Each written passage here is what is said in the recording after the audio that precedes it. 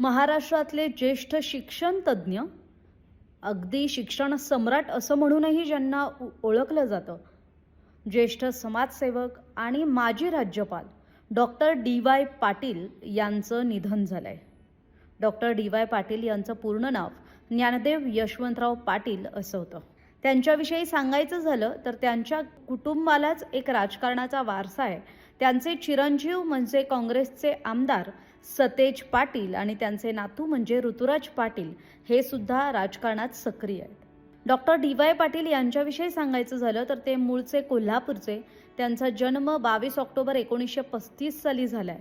ते डी.वाय. पाटील समूहाचे संस्थापक आहेत. महाराष्ट्रातल्या पुणे, पिंपरी चिंचवड, नवी मुंबई, कोल्हापूर इथं शिक्षण आणि आरोग्य क्षेत्रातील अनेक संस्था त्यांनी उभारल्या. तांत्रिक, वैद्यकीय, दंतवैद्यकीय, कृषी व्यवस्थापन आणि इतर उच्च शिक्षण क्षेत्रात त्यांनी मोठं योगदान दिलंय.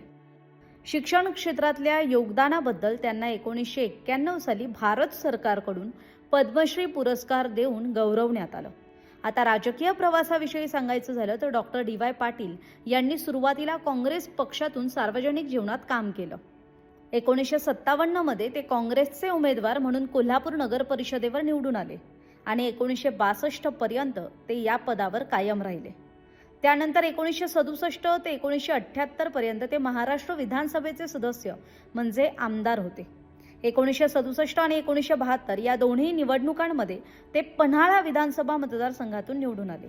21 नोव्हेंबर 2009 रोजी त्यांची त्रिपुरा राज्याचे राज्यपाल म्हणून नियुक्ती झाली आणि मग 2009 रोजी त्यांनी पद आणि गोपनीयतेची शपथ सुद्धा घेतली.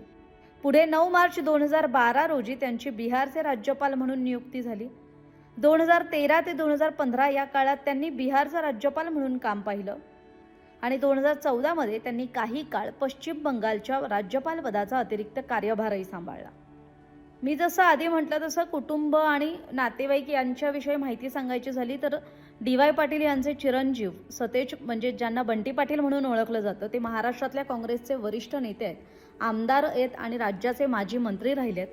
त्यांचे दुसरे जे चिरंजीव आहेत ते डॉक्टर संजय डी.वाय. पाटील.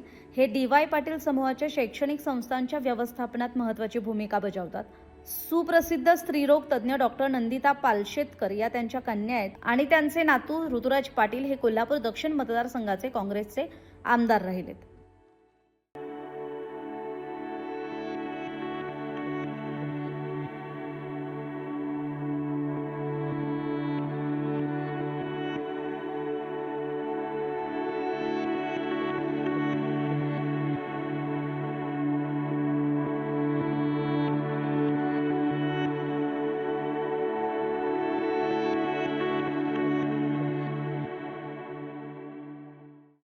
सकाळ माध्यम समूहाकडूनही आदरांजली.